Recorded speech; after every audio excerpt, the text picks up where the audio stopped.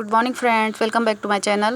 तो फ्रेंड्स, मैं आज पिटूनिया के बारे में आप लोग से केयर टिप शेयर करूंगी, क्योंकि विंटर का बेस्ट प्लांट है पिटूनिया। यदि पिटूनिया का प्लांट आपके गार्डन में नहीं है तो ये समझिए फ्रेंड्स कि आपने विंटर के प्लांट ही नहीं लगाए हैं, क्योंकि इसमें बहुत सारे कलर आते हैं और ज़्यादा क्वान्टिटी में भी ये फ्लावरिंग करता है। तो इसको आप बीज से ग्रो कर सकते हैं, नर्सरी से बना बनाया प्लांट भी ला सकते हैं और इसकी कटिंग बहुत आसानी से ग्रो हो जाती है। तो इस तरह से हम इसको अपने गार्डन में ऐड कर सकते हैं। तो इसके लिए मिट्टी आप बिल्कुल वेल ड्रेन तैयार कीजिए, जिसमें आप 1 भाग राइस हस्क लीजिए, 1 भाग मिट्टी, 1 भाग वर्मी कंपोस्ट और 1 भाग सेंड। तो सेंड को फ्रेंड्स आप चिकनी सेंड मत लीजिएगा, थोड़ी दरदरी वाली जो आती है मोटे दाने वाली, वैसी सेंड लीजिए। और नीम खली और फंगीसाइड पाउडर और थोड़ा सा सरसों खली। तो इस तरह से आप इसकी मिट्टी तैयार कीजिए। और हैंगिंग बास्केट के लिए तो बहुत ही बेस्ट फ्लावरिंग प्लांट है ये। हैंगिंग बास्केट के लिए आप बिल्कुल हल्की मिट्टी तैयार कीजिएगा, जिससे कि इसमें वेट ना हो पॉट में। जब हैंगिंग बास्केट में हम लगाएं तो मिट्टी हल्की रहे। तो इस तरह से हम इसकी मिट्टी तैयार कर सकते हैं पिटूनिया की। और इसकी छोटी सी छोटी कटिंग भी बहुत आसानी से ग्रो हो जाती है फ्रेंड्स। आप छोटी सी कटिंग लेकर आप या तो प्योर सेंड में लगा सकते हैं या फिर सेंड और मिट्टी का मिक्सर जो होता है उसमें भी आप लगा सकते हैं और बहुत ही आसानी से ग्रो हो जाते हैं।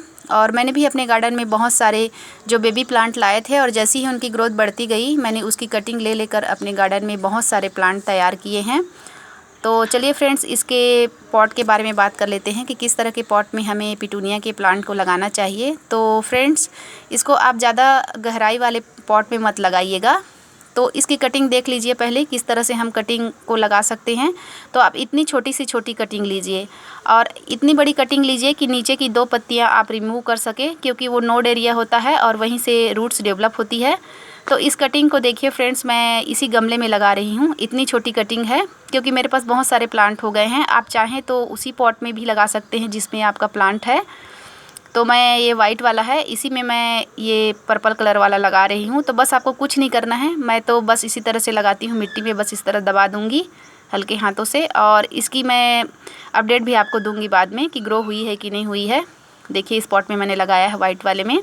तो इतनी छोटी सी कटिंग आप लगा सकते हैं। और इसके लिए देखिए मैंने गमले कौन से यूज़ किए हैं। ये हैंगिंग पॉट है और डेप्थ वाले आप गमले यूज़ कीजिए। ज़्यादा गहराई वाले गमले की ज़रूरत नहीं पड़ती है, क्योंकि बहुत अच्छे से ये फैलता है। तो उसके लिए आप जो टब आते हैं छोटे छोटे से टब, मैंने वीडियो भी बनाया है अपने चैनल पर, पिटूनिया के लिए कौन से पॉट यूज़ करें। तो ऐसे पॉट को आप चयन कीजिए।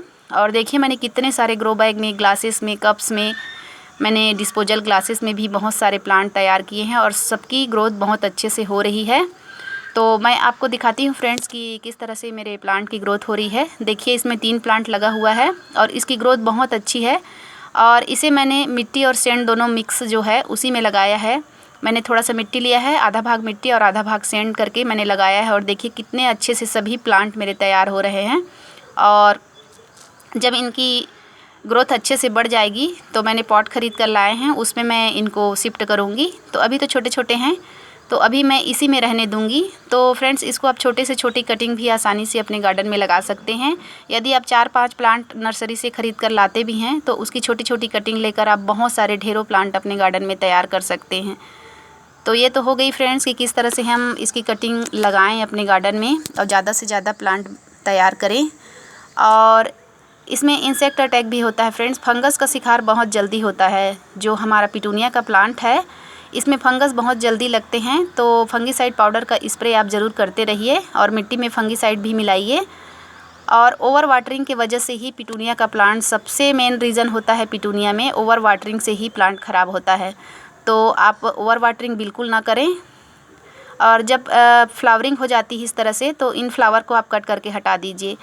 तो इसमें पिंचिंग की ज़रूरत नहीं पड़ती है फ्रेंड्स, आप चाहें तो पिंचिंग कर सकते हैं। मैं तो पिंचिंग नहीं करती हूँ पिटूनिया के प्लांट में, क्योंकि जब भी फ्लावरिंग होती है और आपको प्लांट से फ्लावर हटाना होता है तो थोड़ी सी बड़ी कटिंग आप कट कर दीजिए, जिससे कि वहाँ से ढेरों सारे ब्रांच निकलेंगे।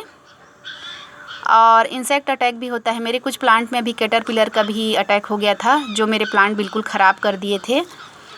तो ये देखिए, ये मेरा वैसलीन का डिब्बा था, इसमें मैंने लगाया और देखिए कितना अच्छा बूसी हो गया है। तो बस आप फ्लावर जो खिल जाते हैं उनको कट करके हटाते जाइए, जिससे कि आपके प्लांट की ग्रोथ अच्छी बढ़ेगी और ज़्यादा से ज़्यादा ब्रांच निकलेंगे।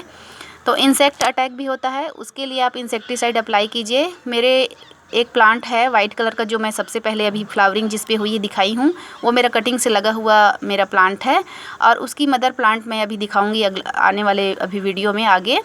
उसमें बिल्कुल मेरे प्लांट को ख़त्म कर दिया था और उसकी कटिंग मैंने दूसरे पॉट में लगा दी थी जो फ्लावरिंग पर है, और वो भी प्लांट मेरा बच गया है फ्रेंड्स, क्योंकि जस्ट प्लांट के बगल में कैटरपिलर था, उसको मैंने निकाल कर फेंका है और उसमें छोटी छोटी सी नई नई ब्रांच अभी निकल रही है।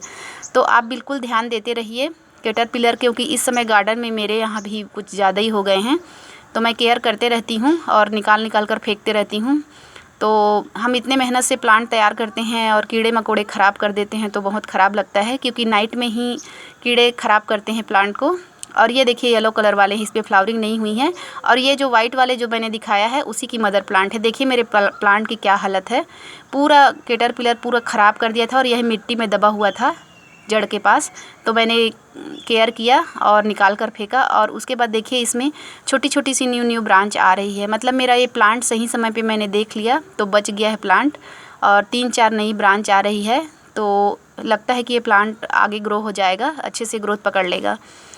तो बस फ्रेंड्स यही मुझे बताना था। और फर्टिलाइज़र के बारे में बात करेंगे कि किस तरह से पिटूनिया को हम फर्टिलाइज़र दें। सबसे मेन महत्वपूर्ण बात है कि फर्टिलाइज़र बहुत ज़रूरी है पिटूनिया को, क्योंकि ये हेवी फ्लावरिंग करता है, तो इसको फर्टिलाइज़र भी देना ज़रूरी है। तो इसके लिए सबसे बेस्ट फर्टिलाइज़र होता है फ्रेंड्स सरसों खली और नीम खली का लिक्विड फर्टिलाइज़र। तो पिटूनिया के प्लांट को आप लिक्विड फर्टिलाइज़र दीजिए 3 दिनों तक। मैं 3 दिन तक भिगाती हूँ, कई लोग 4 दिन 5 दिन भी करते हैं। नीम खली और सरसों खली को मिलाकर 3 दिन तक आप रख दीजिए पानी में, और उसके बाद 1:10 के रेशो में पानी में मिक्स करके इनको दीजिए। तो हमको सरसों खली और नीम खली का फर्टिलाइज़र लिक्विड फर्टिलाइज़र कब देना है फ्रेंड्स, जब हमारे गमले की मिट्टी 1 इंच से 2 इंच लगभग सूखी रहे, तभी हमको इनको फर्टिलाइज़र देना है। नहीं तो फंगस का, सरसों खली है तो फंगस अटैक का बहुत चांस रहता है। तो आप इस बात का बिल्कुल ध्यान दीजिए, जब गमले की मिट्टी सूखी हो तभी इनको लिक्विड फर्टिलाइज़र दीजिए, नीम खली और सरसों खली का। फंगीसाइड का स्प्रे करते रहिए, क्योंकि फंगस लगने के बहुत ज़्यादा चांस होते हैं। और ये प्लांट बहुत ही सॉफ्ट होता है, बहुत ही मुलायम होता है।